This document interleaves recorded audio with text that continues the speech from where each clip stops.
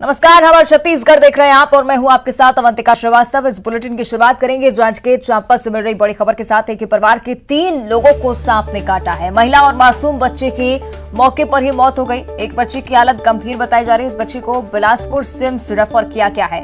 हथनेवरा गांव की घटना है। घर के एक कमरे में पूरा परिवार सो रहा था और इसी दौरान 3 लोगों को सांप ने काट लिया। महिला और मासूम बच्चे की इस घटना में मौत हो चुकी है।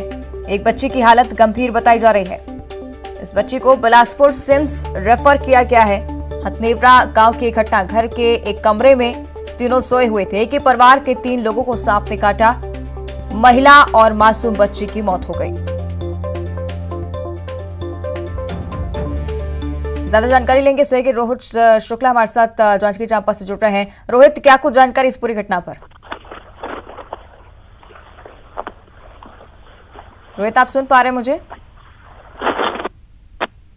चलिए कोशिश करेंगे संपर्क करें रोहित से। लेकिन बड़ी खबर है, एक ही परिवार के 3 लोगों को सांप ने काट लिया है। महिला और मासूम बच्ची की मौत हो चुकी है। एक बच्ची की हालत गंभीर बताई जा रही है। बिलासपुर सिम्स में से रेफर किया गया। इलाज उसका वहां पर लगातार जारी है। हथनेवरा गांव का यह मामला, घर के एक कमरे में पूरा परिवार सो रहा था। उसी दौरान सांप ने 3 लोगों को काट लिया।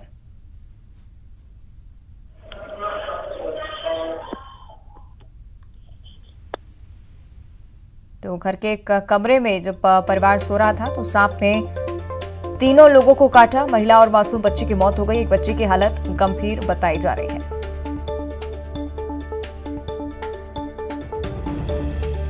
तो महिला और मासूम बच्ची की मौत हो गई है। एक बच्ची की हालत गंभीर बताई गई है। बिलासपुर सिम्स में जिसे रेफर किया गया है, इलाज उसका लगातार जारी है। हथनेवरा गांव की घटनाएं, घर के एक कमरे में पूरा परिवार सोया हुआ था। उसी दौरान ये बड़ी घटना, एक ही परिवार के 3 लोगों को सांप ने काट लिया।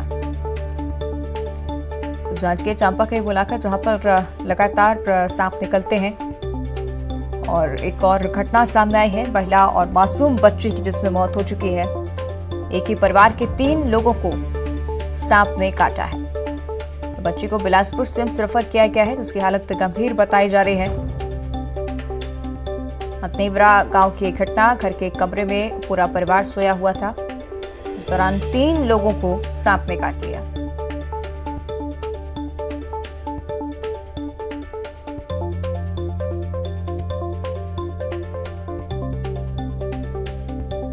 चलिए ज्यादा जानकारी लेंगे सहयोगी रोहित हमारे साथ जुड़ रहे हैं। रोहित, क्या कुछ जानकारी इस पूरी घटना पर?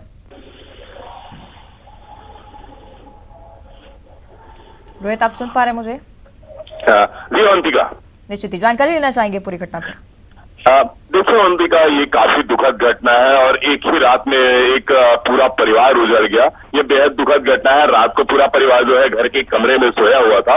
इस दौरान एक जहरीले सर्प ने 3 लोगों को काट लिया, जिसमें उसकी माँ की और छोटी बेटी की जो है दुखद निधन हो गया है। तो वहीं जो है मंझली बेटी जो है, जिसको बिलासपुर भेजा गया है, जो इलाज वहां चल रहा है और अभी भी वो जिंदगी और मौत की जंग को लड़ रही है। अंतिका, इसमें दुखद घटना यह भी है कि एक ही कमरे में 3 लोग सोए थे और तीनों को सर्प ने काटा और उन लोगों को यह भी पता नहीं चला कि कौन सा सर्प है कि क्या है, क्योंकि जैसे ही काटने के बाद उन्हें जलन महसूस हुई और दर्द शुरू हुआ तो उन लोगों ने एक दूसरे से चर्चा किया कि मम्मी मुझे दर्द हो रहा है। उसके बाद उन्होंने अपने परिवार के बाकी सदस्यों को बुलाया और आधा घंटे के अंदर ही उनके परिजनों का कहना है कि वो हॉस्पिटल पहुंच गए थे। लेकिन जहर इतना तेजी से बच्ची और उनकी माँ में फैल गया था कि बच्ची और उसकी माँ की मौत हो गई है और दूसरी बच्ची को जो है बिलासपुर भेजा गया। हमने डॉक्टर से भी चर्चा किया। डॉक्टर का भी कहना है कि कोई न कोई ऐसा जहरीला जानवर ही है जो कराइट ग्रुप का हो सकता है, जिसकी वजह से इतनी जल्दी जो है ये हुआ। क्योंकि जिस जगह पे ये हुई और वहां से जिला हॉस्पिटल की दूरी महज 20 से 25 मिनट की दूरी है। आधा घंटे के अंदर ही जो है इस हादसे के बाद वो लोग हॉस्पिटल पहुंच गए थे। ठीक है, शुक्रिया आपका रोहित इस पूरी जानकारी के लिए।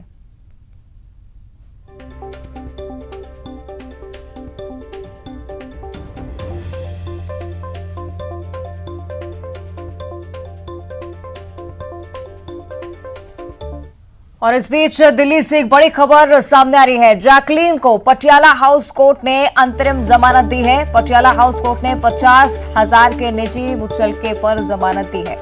जैकलीन की चार्जशीट की कॉपी दी गई। मामले में आरोपी पिंकी ईरानी भी कोर्ट में मौजूद थी। पिंकी ईरानी को पहले ही जमानत मिल चुकी है।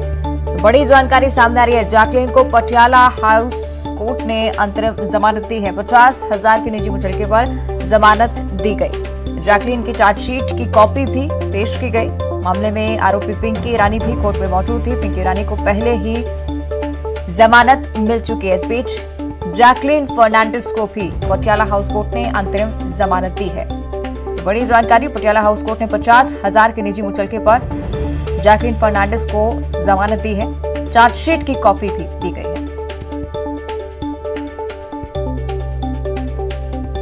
ये दिल्ली से खबर आपको बता रहे हैं। जैकलीन फर्नांडिस और ये मामला लगातार चर्चा का विषय बना हुआ है। पटियाला हाउस कोर्ट ने अंतरिम जमानत जैकलीन फर्नांडिस को दी है। पटियाला हाउस कोर्ट ने 50,000 के निजी मुचलके पर जैकलीन को जमानत दी। चार्जशीट की कॉपी पेश की गई।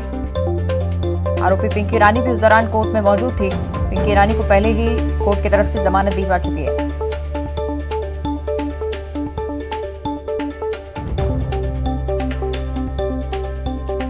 बड़ी जानकारी, अभिनेत्री जैकलीन फर्नांडिस को अंतरिम जमानत दी जा चुकी है। पटियाला हाउस कोर्ट की तरफ से अंतरिम जमानत 50,000 के निजी मुचलके पर जमानत प्रदान की गई। जैकलीन की चार्जशीट की कॉपी भी दी गई है।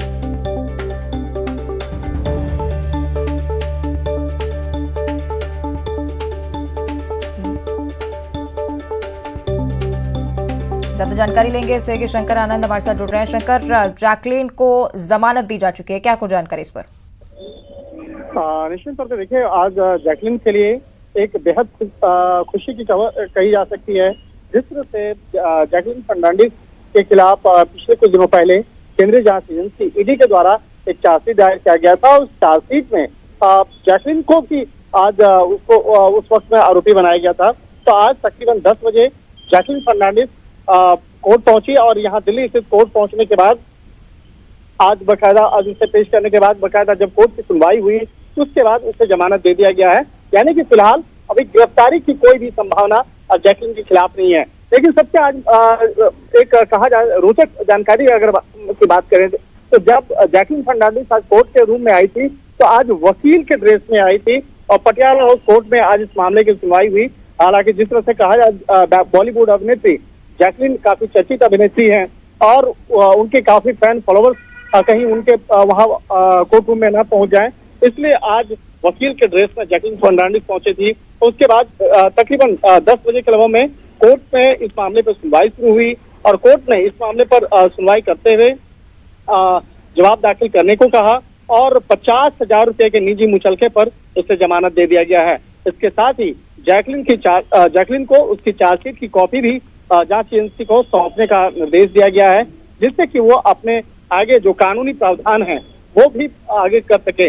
और जिस वक्त में आज कोर्ट की सुनवाई चल रही थी उस वक्त में उनकी बेहद खास रही पिंकी ईरानी भी कोर्ट में मौजूद थी और हालांकि पिंकी ईरानी को पहले से ही कोर्ट के द्वारा जमानत दे दिया गया है। तो कहा जा सकता है कि कहीं न कहीं आज जैकलीन फर्नांडिस के लिए बेहद राहत भरी खबर आई है कोर्ट से और उसे जमानत प्रदान किया गया।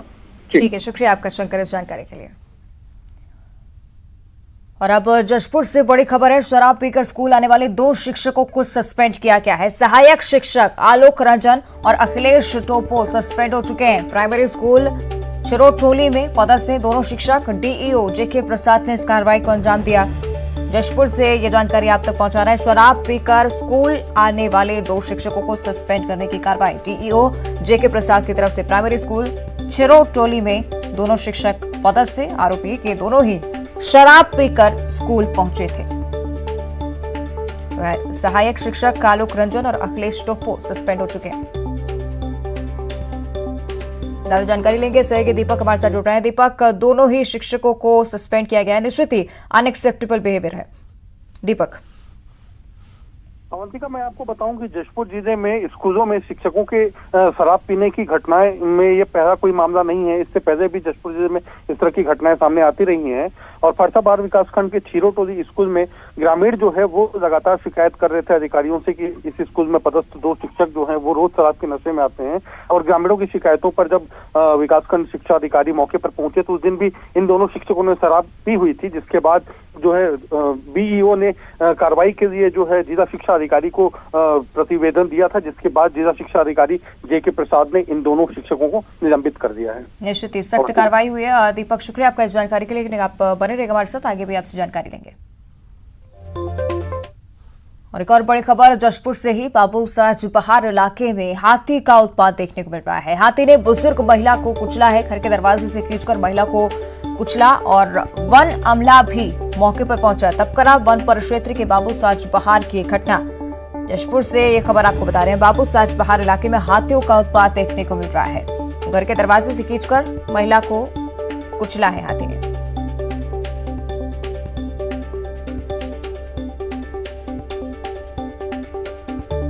और इस पर भी जानकारी देंगे दीपक सिंह, संवाददाता लगातार हमारे साथ जुड़े हुए हैं। दीपक, क्या कुछ जानकारी, क्योंकि हाथी माना जा रहा है कि जशपुर में लगातार कहर बरपा रहे हैं। अवंतिका, मैं आपको बताऊं कि इन दिनों जशपुर में लगभग 60 से 65 हाथियों का दल जो है विचरण कर रहा है और तपकरा वन परिक्षेत्र में लगभग 1 दर्जन से अधिक हाथियों का दल इस वक्त मौजूद है। और आज सुबह जो है 5 बजे बाबूसाज बहार गांव की जो महिला है वो जैसे ही घर का दरवाजा खोली तो घर के सामने जो है हाथी खड़ा था और हाथी ने अचानक महिला पर हमला कर दिया। महिला को उसने सूंड से खींचकर दरवाजे से बाहर लाया और उसके बाद महिला को हाथी ने अपने पैर से कुचल दिया, जिसके बाद मौके पर ही महिला की मौत हो गई। वन विभाग को मामले की सूचना दी गई, जिसके बाद वन विभाग मौके पर पहुंचा है और अभी फिलहाल जो है पंचनामा किया जा रहा है और आगे जो है जो मुआवजे की कार्रवाई है वन विभाग कार्रवाई कर रहा है। ठीक है, शुक्रिया आपका दीपक इस जानकारी के लिए।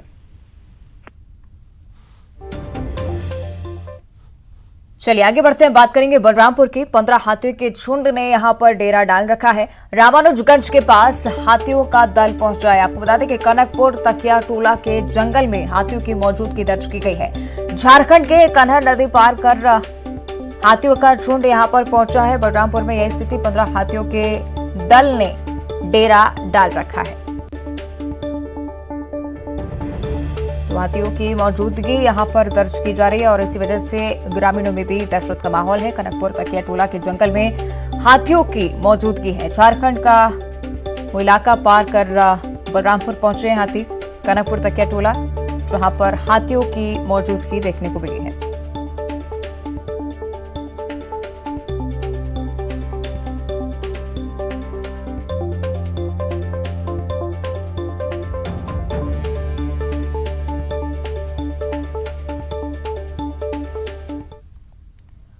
और अब बात कर लेते हैं बिलासपुर की। रफ्तार के कहर ने एक और जिंदगी छीन ली। बेकाबू बाइक ने हाईवा को टक्कर मारी और हाईवा के अंदर बाइक सवार जाकू साहब सवार की मौके पर ही मौत हो गई है। बकरकुदा जोरबा मोड़ के पास की एक घटना आपको बता रहे हैं। बिलासपुर से खबर है। रफ्तार का कहर देखिए, बेकाबू बाइक ने हाईवा को टक्कर मारी और टक्कर इतनी भीषण थी कि बाइक सवार हाईवा के अंदर जा घुसा।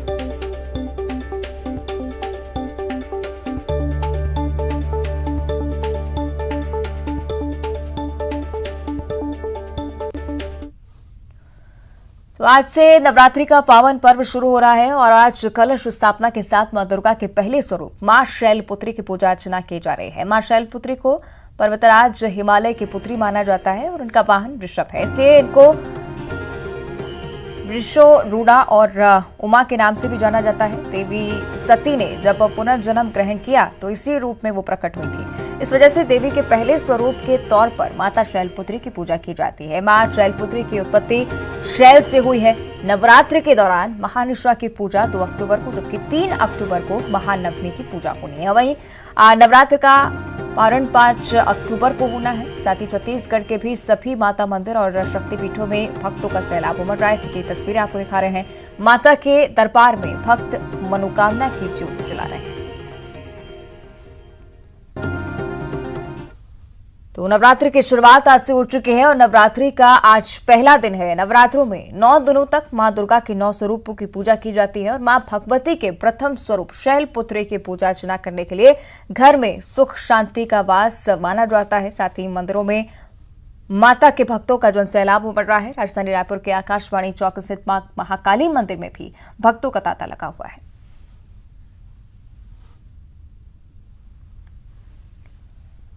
और नवरात्रि की शुरुआत आज से हो चुकी है और इसलिए डोंगरगढ़ में मां बम्बलेश्वरी का दरबार भी सज चुका है। 26 सितंबर से 4 अक्टूबर तक मां बम्बलेश्वरी के दर्शन करने लाखों भक्त डोंगरगढ़ पहुंचेंगे।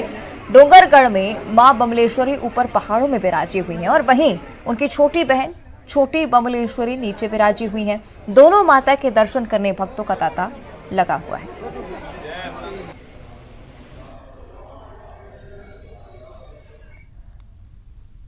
और इधर बीजापुर में इंद्रावती घाट के पार वाले इलाके में हो रहे आदिवासी की मौत को लेकर प्रदेश तक हड़कंप मच गया है।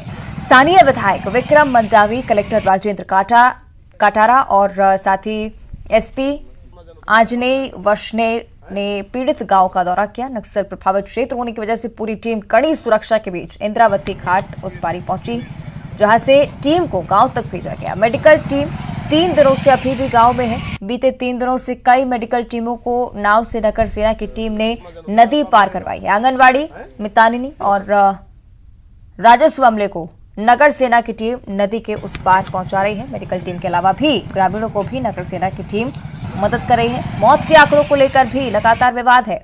बैल पंचायत के सरपंच ने मीडिया से बातचीत करते हुए कहा कि कुछ मौतें हुई हैं। एक मामले में शरीर में सूजन भी मिली है। सांप काटने और बुजुर्गों के भी मरने की खबर है। प्रशासन और विधायक का कहना है कि जब पूरी टीम प्रभावित इलाकों से लौट कर आएगी तभी मौत और बीमारी की सही संख्या का पता चल पाएगा। तुम्हारे पास रहेगा है? क्यों सर? भैया हम लोग अभी 3 दिन से मेडिकल टीम के साथ गए हैं, तो हर जगह पे जाके देख रहे हैं कि कुछ मौत हुए हैं। तो आजकल 1 आध महीने पहले तो 2-4 केस ही है। वो जितने भी मौत हुए हैं वो साल भर, 1.5 साल, 2 साल, 3 साल का मौत वाला है, वो सबको उसमें जोड़ के दिए हैं। लगातार मीडिया के माध्यम से खबरें आ रही थी कि नदी उस पार और अबुझमाड़ क्षेत्र से लगे हुए कुछ गाँवों में मौतें हो रही है। तो उसको देखते हुए आज कलेक्टर बीजापुर के साथ मैं उस प्रभावित गाँव का दौरा किया हमने, और स्वस्थ अमला पूरा मेडिकल की टीम उन क्षेत्रों में लगातार जा रही है, लोगों से मिल रही है और जो भी बीमार है उनका इलाज कर रही है। अभी तक कोई आधिकारिक पुष्टि वहाँ पे नहीं हुआ है कि उन मौत जो लगातार जिस तरीके से बताया जा रहा है मौत वहाँ होना, वैसा कुछ भी वहाँ पर नहीं है। जो भी कुछ मौतें हैं वो सामान्य तौर पर जो मौत होती है उसके तहत बताया गया गवर्नमेंट के द्वारा। बीजापुर और नारायणपुर के जो सरहदी क्षेत्र हैं, ताइकोलोड या फिर मर्रापेटम, जिस तरीके से मौत के आंकड़े बाहर निकल के आ रहे थे, उसको देखते हुए लगातार जो सरगर्मी है वो तेज हो गई है। जिला प्रशासन की पूरी टीम, क्षेत्रीय विधायक विक्रम मंडावी सहित बीजापुर कलेक्टर राजेंद्र काटारा, एसपी आंजनेय वशने की इनकी पूरी टीम पड़ताल करने के लिए जमीनी रिपोर्ट को खंगालने के लिए वो आज निकली हुई थी। ऐसे में जो बहरामगढ़ से जो नज़दीकी पड़ता, जहाँ की घटना घटित बताई जा रही थी, वहाँ पर टीम पहुँची थी। एक इंद्रावती नदी के उस पर ही तक सुरक्षा के बीच, पुख्ते इंतजाम के बीच क्षेत्रीय विधायक विक्रम मंडावी से जिले के कलेक्टर पहुंचे थे। वहां के स्थानीय जो लोग हैं, जो सरपंच हैं, उनसे उन्होंने बातचीत किया, मौके स्थल पर पहुंचे। लगातार जिस तरीके से जो आंकड़े मौत के बताए जा रहे थे उसमें कहीं ना कहीं जो वस्तु स्थिति अब तक स्पष्ट नहीं हो पाई है। लगातार प्रशासन जुटा हुआ है। जो स्वास्थ्य जो महकमे है वो अब तक जमीनी स्थल पर मौजूद है, वो लगातार मुआयना कर रहा है, लोगों से मिल रहा है। जो सामान्य स्तर पर जो बीमारी होती है, जिनसे मौत हो जाती है, वो तो हालांकि देखा गया है, लेकिन वस्तु स्थिति जो आधिकारिक पुष्टि की अगर बात की जाए कि 39 मौत हुई है, इस पे कहीं ना कहीं अब भी प्रश्न का विषय बना हुआ है। लगातार टीम वहाँ मौजूद है। एक सूत्रों के हवाले से खबर भी ये निकल के बाहर आ रही है कि जो नदी पार करके उस ओर के जो गांव पड़ते हैं वहाँ माओवादियों के द्वारा उसे हाईजैक कर दिया गया है, लेकिन इस पर किसी भी तरीके से कोई आधिकारिक जो पुष्टि है वो अब तक नहीं हुई है। भरत दुर्गम, न्यूज़ 18, बीजापुर। और अब सूरजपुर से बड़ी खबर। नशे के खिलाफ पुलिस का अभियान यहां पर लगातार जारी है। बीते 3 दिनों में 2.5 लाख की नशीली दवाएं जब्त की गई हैं। 3 आरोपी भी पुलिस के हत्थे चढ़े हैं। कोरिया और प्रतापपुर से गिरफ्तारी हुई है। बसदेई और प्रतापपुर पुलिस की बड़ी कार्रवाई। तो सूरजपुर की हम बात करें, नशे के खिलाफ पुलिस ने अभियान जारी रखा हुआ है। बीते 3 दिनों में 2.5 लाख की नशीली दवाएं जब्त की गई। 3 आरोपी पुलिस गिरफ्त हुए। कोरिया और प्रतापपुर से गिरफ्तारी हुई, साथ ही बसदेई से भी कार्रवाई की गई। और इसी के साथ हम छत्तीसगढ़ में फिलहाल इतना ही। आप बने रहिए न्यूज़ 18 के साथ।